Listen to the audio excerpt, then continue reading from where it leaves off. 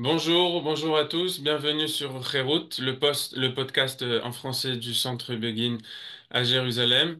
Notre podcast n'a jamais aussi bien porté son nom. C'est le premier épisode qui est enregistré depuis la libération des otages. Et Kherout, c'est la liberté. Donc nous remercions Hachem et tous ceux qui ont participé à cette action de cet événement. Nous avons l'honneur aujourd'hui de recevoir Michel Gurfinkel pour discuter de cette actualité. Bonjour Michel Gurfinkel. Bonjour. Je rappelle que vous êtes journaliste et expert des États-Unis, expert en géopolitique. Avant de traiter l'actualité directement, je voudrais revenir sur un épisode un peu plus lointain. Je me suis rendu compte que les mémoires de Menachem Begin, qui avaient été traduites en français pour une seconde édition au courant des années 70 par Claude Frank, à la première page de ces mémoires, donc la révolte d'Israël, dans lesquelles Begin raconte donc son rôle en tant que commandant de l'Irgun, le traducteur vous mentionne dans ses remerciements pour la traduction de ce livre. Et donc je voulais savoir qu'est-ce qui se cachait derrière. Vous faites allusion à une époque déjà ancienne. Effectivement, ce livre a été traduit en français par un intellectuel juif français d'une très grande qualité, Claude Franck, dont je salue la mémoire, puisque nous évoquons cette période-là. J'ai participé très modestement, très marginalement, à la mise au point de la traduction. Ce qui m'amène tout simplement à évoquer autre chose, c'est que nous étions dans les années qui précédaient l'élection historique de 1977, qui a vu pour la première fois une alternance politique en Israël et l'arrivée au pouvoir euh, du Likoud et de Menachem Begin comme Premier ministre de l'État d'Israël. Et dans ces années de gestation, en quelque sorte, du nouvel Israël apparu en 1977, dans ces années, il s'est trouvé que Claude Franck et moi-même, nous étions proches de Menachem Begin euh, par l'intermédiaire d'une autre personnalité importante et attachante, Shmuel Katz. Shmuel Katz, aujourd'hui, il est surtout connu pour la biographie monumentale de Jabotinsky, qui est parue, je dirais, il y a environ 20 ou 25 ans. Fondamentalement, Shmuel Katz a été un éditeur, un journaliste, un essayiste. Lorsqu'il était encore très jeune, avant la Deuxième Guerre mondiale, il a été brièvement, pendant quelques mois, secrétaire de Vladimir Jabotinsky. Ensuite, ayant fait son alia, s'étant installé en Israël, Shmuel Katz a joué un rôle très important dans la révolte d'Israël, dans l'Irgun Tzvai Leumi, à côté de Menachem Begin. Il y a beaucoup d'histoires à raconter à ce sujet. Si vous m'accordez un instant, je vous raconterai ceci. Euh, Shmuel Katz faisait partie de l'état-major de l'Irgun. Et, euh, mais il était connu par les Anglais comme étant le correspondant en Palestine mandataire, du quotidien britannique Daily Telegraph. Et ce quotidien était un des très rares journaux anglais qui était favorable à la cause juive à ce moment-là et qui, disons, avait de la compréhension pour la révolte juive. Donc, Shmuel Katz écrivait tous les jours des articles extrêmement engagés en faveur des Juifs de Palestine et en faveur des résistants juifs qui luttaient contre le régime devenu illégal et illégitime des Anglais. Et ce qui s'est passé, c'est que la fameuse police secrète politique des Anglais, le CID, CID, euh, on a pu retrouver l'affiche de Shmuel Katz à cette époque-là, les Anglais ne pouvaient pas imaginer qu'un journaliste qui était si ouvertement favorable à la cause sioniste la plus radicale puisse faire partie de l'Irgun.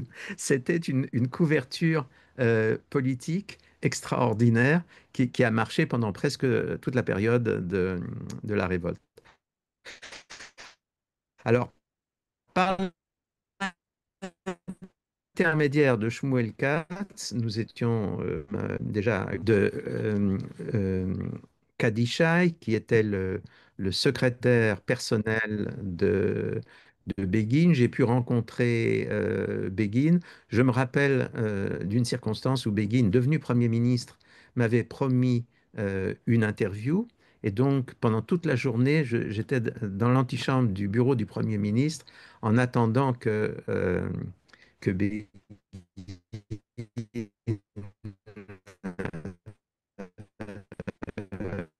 veuille bien. Et il m'a vu dans l'antichambre, il s'est approché de moi, il m'a dit quelques phrases, des phrases bon, essentielles, générales, et il m'a dit, bon, tu es un bon garçon, je te fais confiance, je sais que tu feras de ça.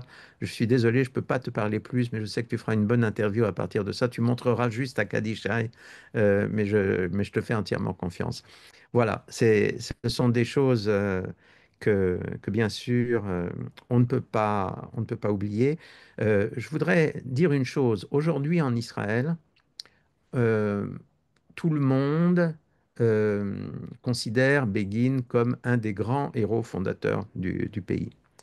Et en particulier, il est intéressant de voir que les milieux qui sont hostiles au Premier ministre actuel d'Israël, à Netanyahou, sans arrêt évoquent la grandeur de Begin, qui lui était un vrai démocrate, un homme honnête, un homme intègre, pour mieux accabler Netanyahou, qu'il diabolise, comme nous le savons trop souvent.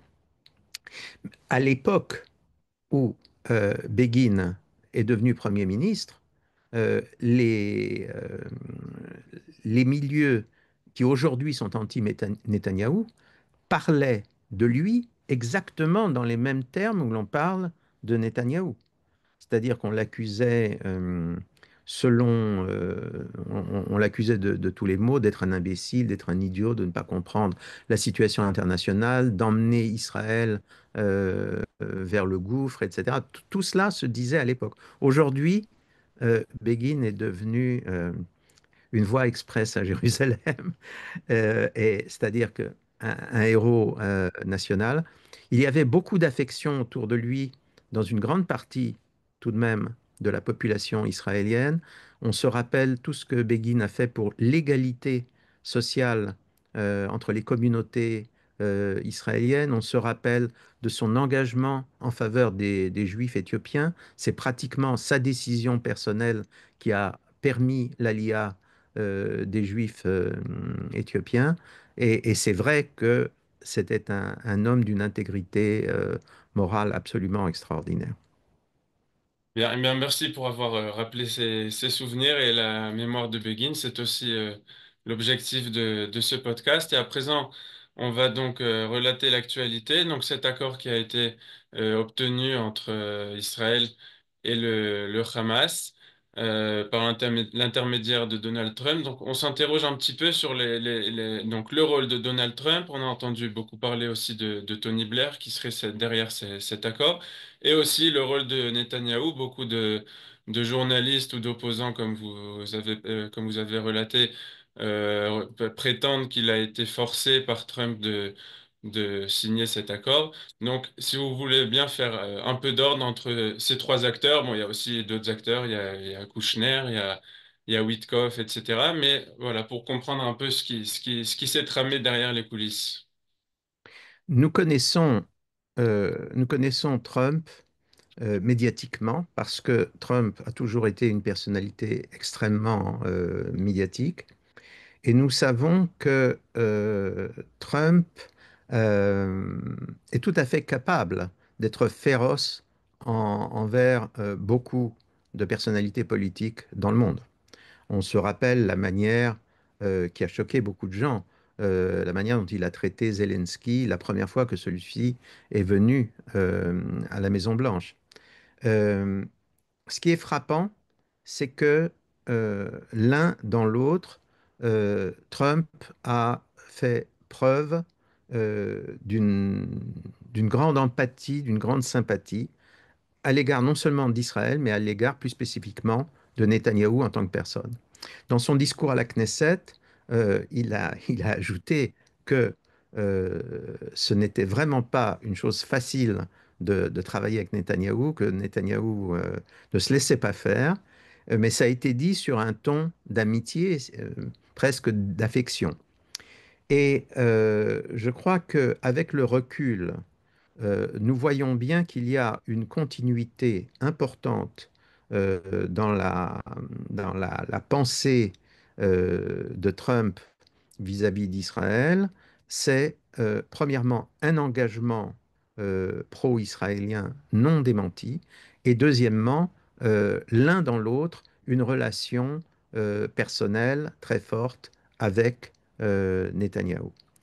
Euh, on a périodiquement dit, voilà, Trump, comme tous les hommes politiques américains, comme tous les hommes politiques dans le monde, il est élu sur un programme, une plateforme, et ensuite la réalité le force à accepter des aménagements avec ses engagements.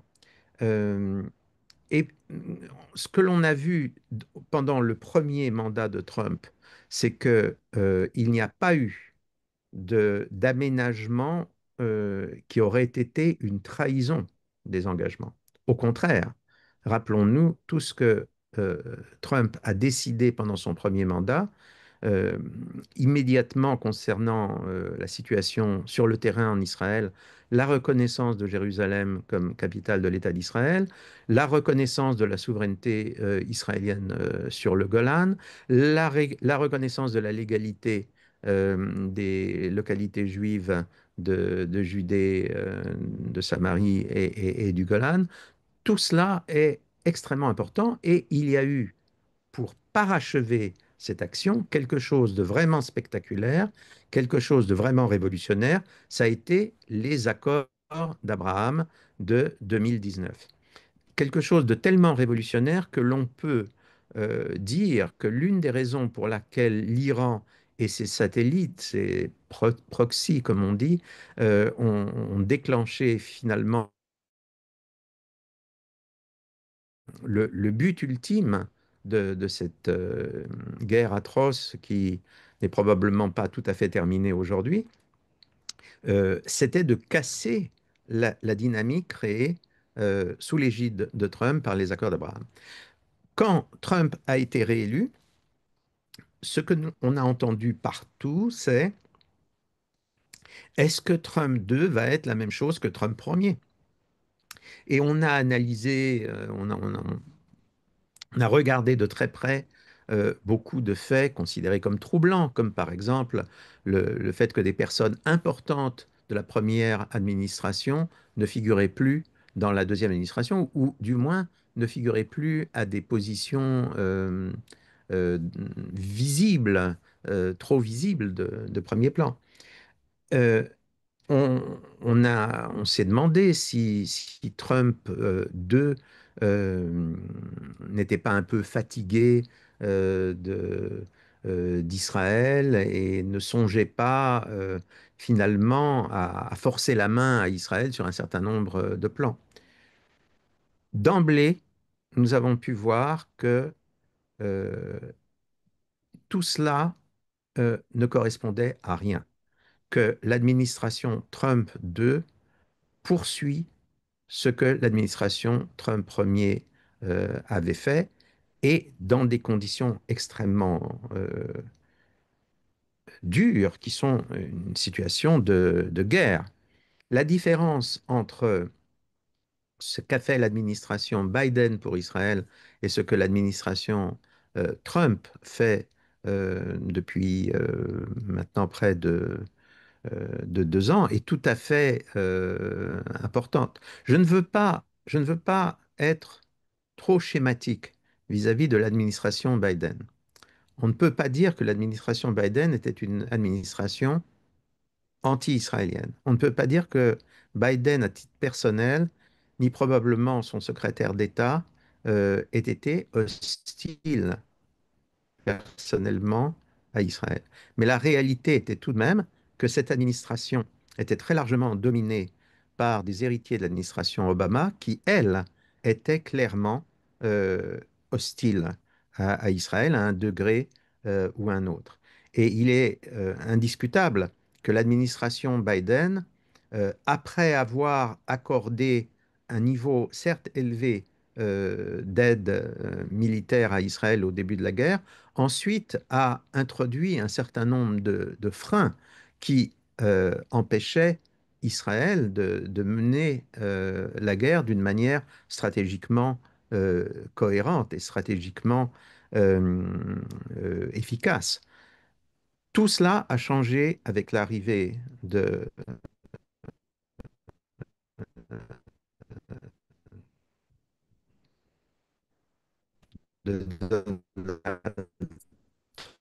Trump. Trump a permis à Israël la guerre. Il a permis les uns après les autres, la plupart en tout cas, de blesser, parfois à mort, en tout cas de manière extrêmement nette, la plupart des adversaires, à commencer par le principal, qui est l'Iran.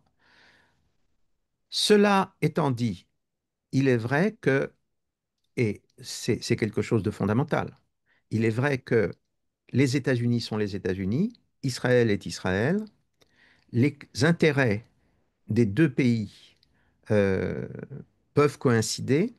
Ils coïncident d'autant plus euh, qu'il y a à la tête des États-Unis des gens qui, a priori, sont favorables à Israël et qui ont d'autre part une intelligence réelle de la situation au Moyen-Orient. Mais fondamentalement, les États-Unis sont une hyperpuissance planétaire. Israël est, disons, une petite grande puissance, mais tout de même un petit pays. Il y a beaucoup de facteurs de convergence entre les deux pays. Il peut y avoir des facteurs de divergence. Le, Ce que je veux dire d'une manière indiscutable quand nous voyons comment se sont déroulées euh, les relations bilatérales américano-israéliennes depuis l'arrivée, le retour de Donald Trump à la Maison-Blanche, on voit clairement que euh, la Maison-Blanche, que Trump, que l'administration Trump a veillé à gérer les divergences éventuelles entre la stratégie générale américaine et la stratégie générale israélienne, de les gérer de la façon la plus amicale possible, de négocier à chaque fois un ajustement entre les deux stratégies. Trump, pour employer une formule américaine, visiblement est de ceux qui n'ont pas l'intention de jeter Israël sous l'autobus. Vous connaissez cette formule américaine, quand on veut se débarrasser de quelqu'un, eh bien, à un moment, on agit violemment à son égard, on le jette sous l'autobus. Cela n'a jamais été fait par l'administration Trump. On peut dire clairement que cela ne sera jamais fait. Laissez-moi dire une dernière chose à cet égard. Euh, il y a, disons, une personnalité très importante dans l'administration Trump actuelle. Une personnalité dont beaucoup de choses vont dépendre, dépendent dès aujourd'hui et vont dépendre encore plus à l'avenir. Il s'agit du vice-président des États-Unis, euh, J.D. Vance. Vance est quelqu'un qui impressionne toutes les personnes qui ont pu l'approcher. Moi, j'étais très frappé parce que un de mes amis, un expert stratégique américain important, euh, d'ailleurs ancien ministre, ancien membre des administrations républicaines dans le passé, mais très critique vis-à-vis de Trump et du Trumpisme, euh, m'a dit, et ensuite l'a dit euh, dans des articles qu'il a écrits, à quel point il a été impressionné par la force intellectuelle de Vance. Nous avons un homme qui semble, sur le plan, sur beaucoup de plans, compléter remarquablement Trump. Euh, tout ce qui est, disons, intuitif chez Trump est ici, avec Vance, consolidé d'une manière euh, rationnelle extra. La question, c'est de savoir est-ce que cet homme clé, appelé euh, à être l'héritier de Trump, probablement le prochain candidat républicain. Est-ce que cet homme partage les options de Trump et de son administration actuelle sur Israël? Ce que nous savons, c'est que euh, Vance a effectué des voyages en Israël. Il en effectue un euh, ces peu de jours-ci. temps après la signature de l'accord sur les otages et sur l'avenir de Gaza. Euh, c'est quelqu'un qui a dit publiquement que Israël faisait partie des intérêts nationaux de l'Amérique et il a donné euh, deux raisons à cela. La première raison, c'est que Israël, selon lui, est un atout stratégique absolu, stratégique et technologique absolument essentiel pour les États-Unis, et que deuxièmement, euh, l'Amérique chrétienne euh, ne peut pas ne pas prendre en considération le fait que l'État d'Israël, que la nation israélienne moderne, c'est l'Israël éternel, c'est l'Israël de la promesse divine, de la promesse biblique. Donc, nous avons eu ces déclarations personnelles de Vance. Ce que nous savons, c'est que depuis qu'il est devenu vice-président, qu'il est entré en fonction en tant que vice-président, en réalité, Vance apprend de manière intensive son métier, ce qui pourrait être son métier euh, de président à part entière. Et donc, nous savons qu'il apprend énormément de choses et nous savons qu'il a appris énormément de choses qu'il ne pouvait pas savoir jusque-là sur Israël, sur la situation stratégique d'Israël, sur la complexité de la politique israélienne. Tous les signaux que l'on a pu avoir jusqu'à présent sont des signaux positifs. C'est-à-dire que on a le sentiment d'une compréhension de plus en plus approfondie de sa part et d'une compréhension qui est également une sympathie de plus en plus affirmée. Alors, bien entendu, l'avenir n'est qu'à Dieu et on ne sait jamais ce qui peut se passer à l'avenir, mais pour l'instant, il est très clair que le team Trump, c'est-à-dire le président, les gens qui l'entourent et le vice-président, sont des partenaires d'Israël et que leur souci de l'intérêt national américain se combine avec non pas un alignement, mais une prise en considération très sérieuse à l'israélien. D'accord, donc ça c'était pour Trump. Si vous voulez bien relater brièvement, ou moins brièvement, donc le rôle, on a dit, de Tony Blair et de Netanyahou dans cet accord. Euh, c'est réellement un accord Trump-Netanyahou. Ce n'est pas un diktat de Trump à Netanyahou, c'est quelque chose qui a été négocié euh, pied à pied par, je dirais, d'une certaine manière, il a été négocié entre Américains et ceci a beaucoup d'importance.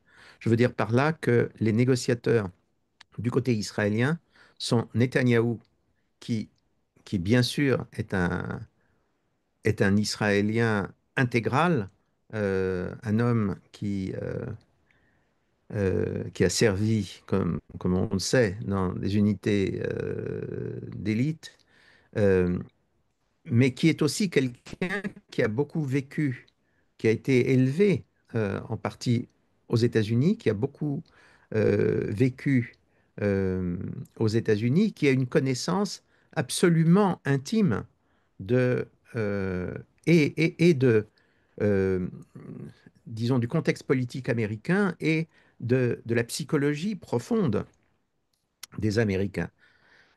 L'autre personne qui était à côté de lui, c'était son assistant principal, Dermer, qui correspond à peu près au même profil. Le fait que ces deux personnes aient largement géré les discussions avec Trump et son entourage, c'est très important parce qu'il y a eu un degré je dirais, d'intimité entre ces partenaires qu'on n'aurait pas eu nécessairement avec d'autres personnes. Euh, on a vraiment le sentiment que tout a été négocié. De la part de Trump, il y avait un certain nombre disons, de points importants euh, qui n'étaient pas discutables. Trump a laissé comprendre que pour lui, c'était vraiment très important et il fallait que Israël prenne en considération certaines de ses priorités. Il y avait la priorité, bien entendu, qui est la priorité fondamentale, que toute stratégie globale d'Israël dans le moment présent et à l'avenir euh, s'insère dans une stratégie, dans un monde devenu particulièrement chaotique. Ce qui suppose, bien entendu, de comprendre et de respecter les intérêts américains vis-à-vis d'un certain nombre de partenaires moyen-orientaux qui ne sont pas nécessairement des amis d'Israël à l'heure actuelle. La seconde chose qui était importante aux yeux de Trump, on sait que Trump insiste beaucoup sur l'idée qu'il est le président de la paix. Je crois que ce n'est pas seulement parce que ceci, disons, euh, est bon pour son image globale et pour un éventuel prix Nobel de la paix, sinon cette année, puisqu'il est allé à une autre personnalité, du moins l'année prochaine. Je crois que, en fait, ça correspond à des choses beaucoup plus profondes dans la psychologie globale des États-Unis et ça correspond à quelque chose d'important dans le milieu qui soutient Trump aux États-Unis, le fameux milieu MAGA. Euh, nous pouvons revenir sur, si vous voulez, ce que signifie exactement cet engagement pour la paix, mais ce qui compte dans le cas qui nous préoccupe, c'est que Trump a dit, je suis le président de la paix. Il a fait des tentatives entre la Russie et l'Ukraine. Il en a fait d'autres. Il a joué un rôle qui n'est pas négligeable pour arrêter net une escalade entre l'Inde et le Le Pakistan. Pakistan, il, donc il est intervenu également au niveau d'Israël, au niveau du Moyen-Orient. Encore une fois, il n'est pas intervenu en imposant un dictat en Israël, il n'est pas intervenu en jetant Israël sous l'autobus, il n'est pas intervenu en disant aux Israéliens, écoutez, c'est à prendre et à laisser. Il est intervenu en discutant avec les Israéliens. Euh, le, euh, il y a un certain nombre de facteurs qu'il faut avoir le courage de prendre en considération du point de vue israélien. Il est certain que nous sommes arrivés à un seuil dans le conflit actuel. Cette guerre est la plus longue guerre qu'Israël a dû mener depuis sa création. C'est une guerre extraordinairement coûteuse sur tous les plans. C'est une guerre qui a pu aboutir à disons, une détérioration importante de l'image d'Israël dans un certain nombre de secteurs de l'opinion mondiale. C'est une guerre qui euh, a pu fragiliser un certain nombre de pays arabes qui s'étaient engagés dans les accords d'Abraham ou qui envisageaient d'y adhérer. Donc, il y a beaucoup de raisons pour lesquelles, du point de vue israélien, il y avait aussi euh, une, une nécessité, en tout cas, euh, il y avait un côté positif dans la conclusion d'un accord aujourd'hui. L'accord tel qu'il a été conçu et signé euh, a cet avantage de dire explicitement que la partie Hamas est celle euh, qui doit en fait livrer la marchandise. C'est elle qui subit en réalité un dictat de la part de l'administration Trump dans la situation actuelle. Euh, nous sommes dans une situation pour l'instant mouvante. Nous ne savons pas encore comment cet accord va évoluer. Euh, Encore une fois, cet accord euh, doit être, dans la vision de l'administration Trump, la première étape vers quelque chose de beaucoup plus grand, c'est-à-dire une extension considérable des accords d'Abraham et une transformation du Moyen-Orient en fonction de ces nouveaux accords d'Abraham. La question qui se pose, c'est pourquoi est-ce que qu'est-ce qui a fait que cet accord a abouti cette fois-ci? On sait qu'il y a des négociations depuis 2 ans et on a eu l'impression que cette fois-ci, le Hamas a cédé sur des choses auxquelles il n'était pas prêt à céder auparavant. Et aussi, est-ce que cet accord aurait été possible sous l'administration Biden? Alors, je réponds déjà à la deuxième partie de votre question. Cet accord n'aurait pas été possible sous l'administration Biden. Voilà. Encore une fois, j'ai bien dit que je ne pensais pas qu'à titre personnel, le président Biden ait jamais été anti-israélien. Je ne pense pas que son secrétaire d'État ait été anti-israélien, mais globalement, l'administration Biden fonctionnait sur un logiciel qui n'était pas un logiciel pro-israélien.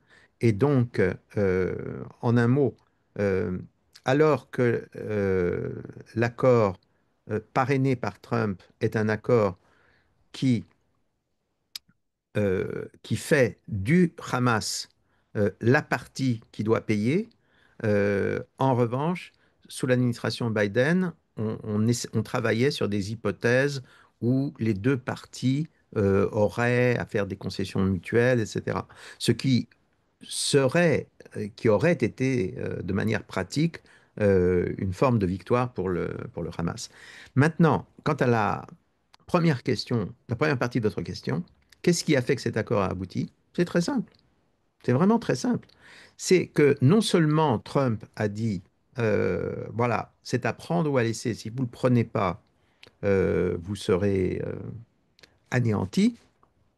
Mais, et je crois que c'est le point capital, Trump a permis à Israël, a permis à Netanyahou et à Israël d'entrer dans Gaza, c'est-à-dire de montrer que lorsque les Israéliens disent nous irons jusqu'au cœur de Gaza pour anéantir le Hamas, ce n'est pas un bluff. Ils peuvent réellement le faire. Regardez comment cette fameuse opération d'entrée dans Gaza s'est déroulée et comment, en quoi cette opération était extrêmement différente d'autres opérations militaires israéliennes. Comme vous le savez, on a annoncé cette opération très longtemps à l'avance. On a énormément médiatisé la préparation à cette opération. On a mobilisé les réserves de manière extrêmement graduelle et à chaque fois en annonçant ce que l'on faisait. Ce genre de comportement veut bien dire que il s'agissait d'exercer une pression totale sur le Hamas. Il s'agissait bien de dire au Hamas, nous allons le faire. Les États-Unis ne vont pas nous empêcher à faire ce que nous avons à faire si vous n'accordez pas ce que nous demandons. Voilà comment les choses se sont passées et se passent encore aujourd'hui. Est-ce que l'attaque au Qatar, l'attaque israélienne au Qatar en septembre dernier, a eu un impact sur les négociations? Je le pense. Et ce qui me permet de dire je le pense, c'est que c'est l'opinion d'une des personnalités que l'on peut considérer comme les mieux informées et en même temps les moins, comment dire, susceptibles de, de discours convenus qui existent sur la question en Israël. Je parle de Igal Carmon, qui aujourd'hui est le directeur de Memri. Tout le monde connaît Memri, cet extraordinaire site d'information. Je crois que le sous-titre de ce site, c'est le Moyen-Orient par lui-même. C'est un site d'information qui, tout simplement, diffuse euh, en- des vidéos, des enregistrements, des déclarations dans l'ensemble de la région du Moyen-Orient, les pays arabes, les organisations terroristes, des pays comme la Turquie, comme l'Iran, voire même comme le Pakistan, comme l'Inde. Et c'est une mine absolument inépuisable et indispensable d'informations sur le Moyen-Orient. Mais Igal Carmon était auparavant un responsable, un analyste des services secrets israéliens. Il a été à une certaine époque le conseiller personnel du Premier ministre d'Israël sur les questions d'antiterrorisme. Euh, c'est une personnalité euh, extraordinairement importante qui parle peu et quand il parle, ce qu'il dit a du poids. Rappelez-vous que 3 mois ou 2 mois, 2 mois, pardon, avant le 7 octobre 2023, Igal Carmon avait annoncé qu'il craignait une guerre et une attaque extrêmement brutale des ennemis d'Israël pour le mois de septembre. Euh, Peu de gens peuvent faire des déclarations de ce genre. Igal Carmon, qui a servi des premiers ministres, y compris des premiers ministres de droite en Israël, n'a jamais hésité, lorsqu'il voyait des choses euh, problématiques dans le comportement d'un gouvernement de droite ou d'un premier ministre de droite, y compris de Netanyahou, à le dire publiquement. Or, Igal Kamon a commenté dans l'une de ses très rares interventions de ce genre, euh, il a commenté l'affaire de Doha Et selon lui, l'affaire de Doha a été un succès stratégique essentiel pour Israël et une action qui a finalement forcé le Qatar à réellement exercer euh, une pression sur le Hamas en vue de l'accord actuel. Selon lui, le but de l'opération était de faire perdre la face au Qatar en montrant que le Qatar n'était pas protégé ni par son argent, ni par ses relations spéciales avec les États-Unis, euh, et que euh, et ceci, bien sûr, a été compris par les dirigeants qataris eux-mêmes, par les gens du Hamas logeant au Qatar également, mais ça a été compris par l'ensemble de la région.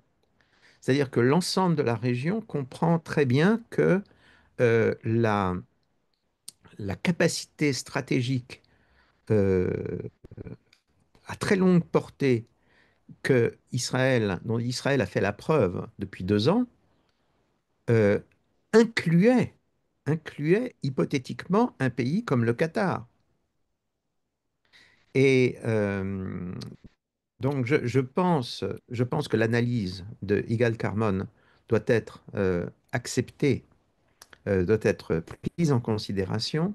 Je pense elle a beaucoup de sens et j'ai tendance, en fonction de cela, à penser effectivement que l'opération sur Doha a été un élément clé dans la signature finale de cet accord. On va bientôt clôturer. Une question qui est liée donc à la visite actuelle qu'on a relatée de J.D. Vance en Israël et la visite dans les prochains jours de Marco Rubio, le secrétaire d'État en Israël aussi. Est-ce que actuellement les États-Unis exercent des pressions sur Israël? Si oui, lesquelles? La seule pression américaine, et qui n'a rien de nouveau, qui était une pression a priori et qui est aujourd'hui une pression a posteriori, c'est euh, l'accord auquel nous sommes parvenus, qui n'est pas seulement un accord sur Gaza, qui est, euh, il a été présenté, il a été empaqueté comme le début d'une transformation globale du Moyen-Orient, comme une première étape vers des accords Abraham II. Les Américains euh, ont insisté auprès des Israéliens pour leur dire, écoutez, ça c'est vraiment important pour nous, donc nous avons tenu compte de vos intérêts, maintenant vous devez tenir compte de nos intérêts à propos de ces accords. Donc, quoi qu'il se passe, ne remettez pas en cause l'architecture que nous avons euh, mis sur pied.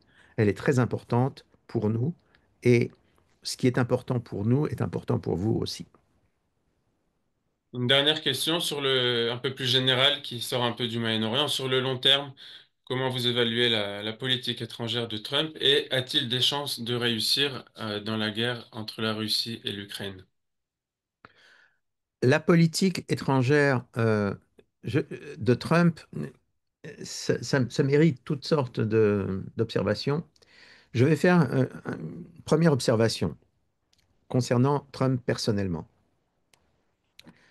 Il y a chez Trump une extraordinaire stabilité, disons même une extraordinaire fixité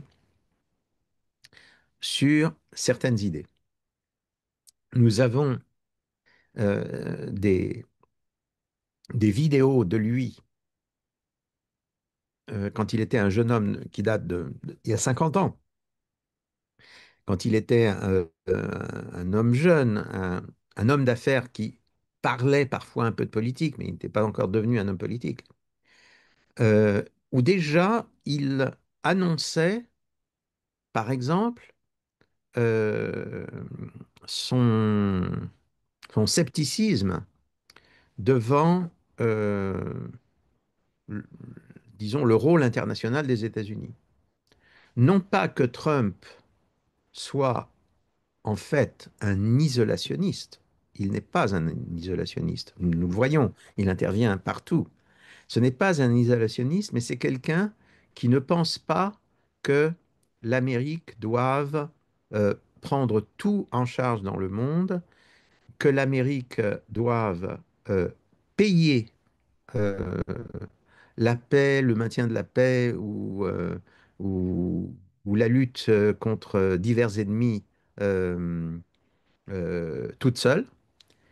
Et enfin, une autre idée qui semble très importante pour lui, c'est que l'Amérique doit défendre ce qu'elle définit comme ses intérêts nationaux, mais que ceci ne passe pas nécessairement par euh, euh, la mise en place de régimes euh, à l'image de la démocratie occidentale ou de la démocratie américaine dans les différents pays du monde.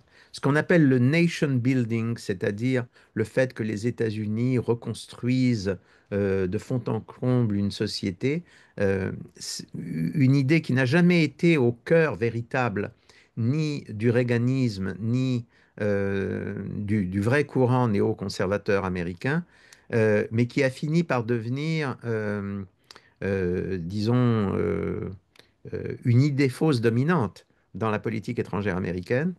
Cette idée, Trump l'a rejetée depuis le début et je crois que sa politique étrangère pendant sa première administration et maintenant dans sa deuxième administration consiste à dire non, ça ne doit pas se passer comme ça.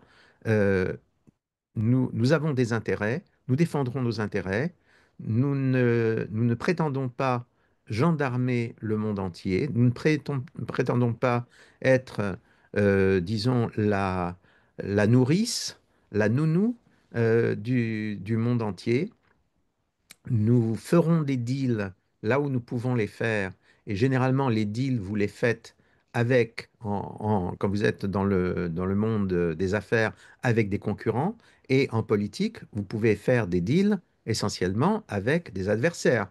Donc, nous ferons des deals si le deal est faisable, euh, tout en donnant la priorité à la défense de nos intérêts vitaux et la défense de tout ce que nos intérêts vitaux peuvent inclure dans le monde. Voilà quelle est la politique de Trump. Dans ce contexte-là, Trump est à la recherche du maximum de grands deals mondiaux et les bons deals pour les États-Unis, ça passe par le dépassement des conflits dans une partie importante du monde. Donc, d'où son idée. Premièrement, la guerre d'Ukraine n'aurait pas commencé s'il avait été président parce que Poutine aurait été plus prudent dans son comportement. Il a raison, il a tort, nous lui laissons la responsabilité de cette affirmation, mais en tout cas, c'est une idée qui est importante pour lui. Et puis, donc, sur le Moyen-Orient, encore une fois, il dit aussi que la guerre n'aurait pas éclaté s'il avait été président, ce qui est possible, ce qui est de l'ordre du possible. Euh, donc, dans ces deux régions, fait le pari de d'amener la paix. Et d'amener la paix comment? Non pas en imposant un dictat aux belligérants, non pas en proposant aux uns et aux autres, disons, de les acheter, mais en proposant un programme cohérent de, de coopération. Alors, moi, je pense que ce genre de vision euh, peut réussir. euh, il y a des chances pour qu'il réussisse dans la région du Moyen-Orient. Sur la question de l'Ukraine, c'est beaucoup plus compliqué, à mon avis, euh, parce que c'est une situation où il n'y a pas seulement la Russie et l'Ukraine. On voit assez clairement que le véritable objectif de la Russie dans cette guerre, c'est, au-delà de l'Ukraine, l'Europe. Et c'est une configuration qui est extrêmement complexe. Mais Et j'ajouterais, aussi que la Russie est soutenue par la Chine, c'est ce qui est alors aussi voilà, logique. voilà, je crois que en réalité, nous sommes dans un univers de cercles concentriques. Si vous voulez, on part d'Israël. Donc il y a un premier cercle de conflit, c'est Israël contre le Hamas à Gaza. Il y a un deuxième cercle, c'est Israël euh, et les Palestiniens. Il y a un troisième cercle qui est Israël et l'Iran, puisque visiblement le Hamas et les autres satellites n'ont agi qu'en coopération et avec l'aide de l'Iran, euh, qu'il s'agisse du Hamas, du Hezbollah, des Houthis ou bien encore des milices pro-iraniennes en Iran. Ensuite, il y a encore un cercle plus grand qui va inclure les pays membres des accords d'Abraham, les pays qui ne sont pas membres des accords d'Abraham, euh, une Turquie qui constitue un problème géopolitique très sérieux pour Israël, le plus sérieux peut-être à l'heure actuelle, aussi sérieux que l'Iran à beaucoup d'égards. Euh, la question, la grande interrogation sur la Syrie, où en est-on réellement des relations entre le nouveau régime syrien et Israël? Il y a une vision selon laquelle le nouveau régime syrien c'est c'est Daesh avec un complet veston, et une autre théorie selon laquelle il y a réellement, disons, des intérêts géopolitiques qui existent entre le nouveau gouvernement et d'autres, c'est-à-dire notamment Israël. Euh, il y a des signaux qui vont dans les deux directions. Ensuite, il y a un cercle beaucoup plus étendu, c'est le cercle global du Moyen-Orient qui peut aller jusqu'au Pakistan, qui peut inclure l'Asie du Sud-Est, l'Inde. Et puis, il y a le grand cercle, c'est le monde multipolaire, les États-Unis face essentiellement à la Chine, accessoirement face à la Chine, euh, la Russie et un certain nombre de pays qui sont à mi-chemin de la Chine et de la Russie, mais qui ont l'air de se situer beaucoup plus dans un camp anti-américain que dans un camp pro-américain. Donc, il y a beaucoup de choses qui sont en train de se faire. Je crois qu'il y a eu quelque chose d'important ces derniers jours, c'est l'Indonésie. Le président indonésien tenu des propos qui ont surpris beaucoup de gens à l'Assemblée générale des Nations Unies à, à New York. C'est quand même pas tout à fait commun d'entendre le président du plus grand pays musulman du monde euh, dire shalom à Israël à la tribune des Nations Unies. L'Indonésie est un pays, c'est le plus grand pays musulman du monde, mais c'est un pays où la plus grande partie des musulmans appartiennent à, disons, une branche très, très libérale et très ouverte de l'islam. C'est vraiment le pays où une branche euh, très, très intéressante du point de vue occidental de l'islam est dominante. Et en réalité, cela fait longtemps que beaucoup de relations existent entre l'Indonésie et Israël.